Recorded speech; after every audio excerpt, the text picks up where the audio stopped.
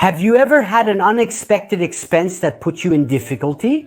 If the answer is yes and you don't have an emergency fund, this video will save your life for all the next times where you will have unexpected expenses. In this video, I will explain what an emergency fund is, how to create it, where to put the money once you have created your emergency fund. What is it used for? And of course, at the end of all this, you can be calm and peaceful because you will have your emergency account. I've already talked about it here on the channel, but since it's been a while since I've talked about it, I don't make videos of this kind. And there are many new subscribers. I decided to do an updated version of this topic, which I think is the most important thing for financial stability. So before we start, first of all, subscribe to the channel if you're not yet subscribed and you want to learn how to manage your money. And then we start indeed with how to create an emergency fund. First thing, why it's important, and I would even say vital, to have an emergency fund. Because life is full of unexpected events, things we can't predict, things that come suddenly. And having some money set aside to deal with these emergencies really becomes a thing that can make the difference between constantly making sacrifices and living peacefully. So if you want to live peacefully, your priority, the most important thing of all is to create an emergency fund that is used for everything that is the refrigerator that breaks, the dishwasher that breaks, the car that breaks. Be careful, we are not talking about ordinary car maintenance because we know that exists. We know that at least not cutting a year it must be done. We know that the tires need to be changed. So these are all things that we can predict. But then there are the unexpected things, those things that break suddenly and we can't know when they happen. Having this fund is important because it allows you not to ask for loans. It allows you not to have to go to friends or relatives to ask for money. But above all, it allows you to face even difficult times without difficulty, or at least having your ass covered. Let's talk a bit down to earth. The point is that an emergency fund, however, is not only useful for this, but it is also useful in other situations, like changing jobs, for example. I know a lot of people who don't change jobs, even though they're not happy at their workplace, because they have a mortgage to pay, and without any savings, they can't make a decision like changing jobs.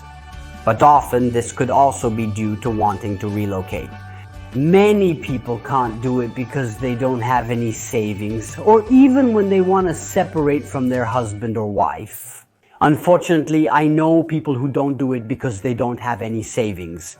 They have a mortgage, they have loans, they have expenses, and as a result, they are stuck in a situation where they are not happy because they don't have any savings. So having an emergency fund really makes a difference, but how much should I set aside? How big should this emergency fund be? Many times you write it to me in the comments or privately on Instagram, please. If you don't follow me on Instagram, go do it. There isn't a figure that can be good for everyone, but the emergency fund should cover from 3 to 6 months of expenses. I know that those who are old on the channel know these things, but a review is always good for you too. Also because if you know the things, but have not yet put them into practice, guys, the thing is useless. Here's the theory: without practice is useless. So you should have aside from 3 to 6 months of expenses. As I always say, precisely because if a difficult period should come where I lose my job, I have time to find another job without getting into trouble. I can still pay all the essential things I have to pay: mortgage, rent, groceries, bills, and whatever else. Be careful, on the channel I have always talked about from 3 to 6 months of expenses. The point, however, a small update, because I obviously evolve too. I learn new things and think about many things. They must be essential expenses. So from the expenses, we obviously have to remove the optional, the fun, everything that is not vital, that is not necessary, that is not a need. Because obviously if I happen to lose my job and I have no income at that moment, it's not like I go out to have fun, eat out, go on vacation or do something else, but I limit my expenses only to what is really essential. So this is the period of time it needs to cover. Then there are those who feel more comfortable with 12 months of expenses set aside, and there are those who are fine even with 3.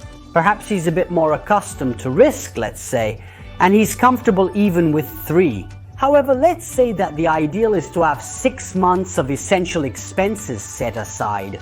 But how do I create an emergency fund? Well, first of all, you need to make a budget. Guys, I've hammered on this like crazy. I've repeated it 1,000 times on the channel. But you need to have an annual budget, because if you don't know exactly what your monthly expenses are, how can you calculate how big your emergency fund needs to be? You can't do it. So, first step, create a budget. Second step, you need to set a goal. As I just told you a little while ago, the emergency fund should cover from 3 to 6 months of expenses. How long do you want to achieve it? This, obviously, after making a budget, you can make an estimate of when you can reach this goal. The third step is to start saving consistently every month to create this emergency fund month after month. Because it's not like you have to create it in a month or a week or from one day to the next. But it takes a certain amount of time indeed to create this emergency fund. As I always say, at least 10% of your income should be allocated to the creation of the emergency fund. If you don't have it yet, if you already have it, then you can do other things. But at the beginning, the priority is really to create this fund. How do I know? Of the 10% and all the rest comes from the budget. If you have a well-made budget, you can indeed save 10% to put into the emergency fund. Fourth step, keep this money in a separate account from your personal account, where your salary arrives and you pay the mortgage.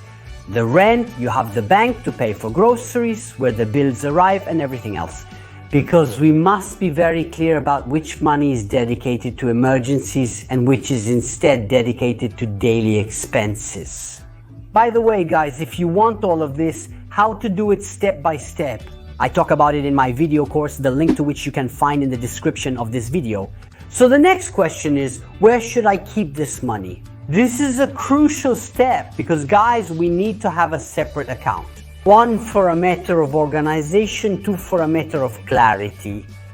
As I was saying earlier, you need to be very clear about which money you can use for fun and which money you need to use when your car breaks down. This is also because if you are a person who tends to spend, who has never saved in their life, who is not aware of their own money, how they spend it, how much they can spend, it's crucial. I mean, you shouldn't see that money because otherwise you'll spend it. And who among you has tried to do it? Perhaps by keeping the money in the main account, or who has done it by keeping it in the piggy bank and then broke it? After not even a week, do you know what I'm talking about? If you are a person indeed who tends to spend that money, you should not see it. And they need to be in a separate account and also hard to access. Okay, because you start to create your own emergency fund and it gets you thinking. One evening, you feel like eating out. You don't have any more money in the account. You take it from there. This is not good. That's why it's also better not to have the bank of that account. At the same time, however, this money also needs to be easily accessible when I need it. So I need to be able to unlock them within 2-3 days. Because if my car breaks down and I take it to the mechanic, it might take exactly 2 or 3 days to fix it. I need to have the money to pay the mechanic. A disclaimer is needed to clarify what constitutes an emergency when discussing emergency funds. I've already talked about it a bit at the beginning. I've given some input. But I want to emphasize the fact that emergencies are everything we need that we can't do without. So we're not talking about vacations. We're not talking about cars. We're not talking about things that are not vital, things that are not important. Emergencies are everything we can't predict, that comes suddenly and indeed puts us in difficulty.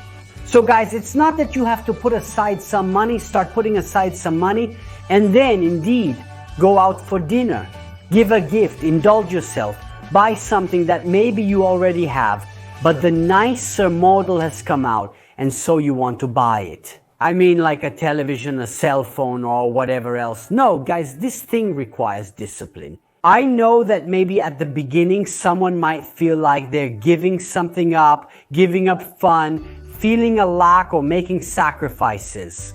But guys, what I always say is, how do you feel when indeed your car breaks down?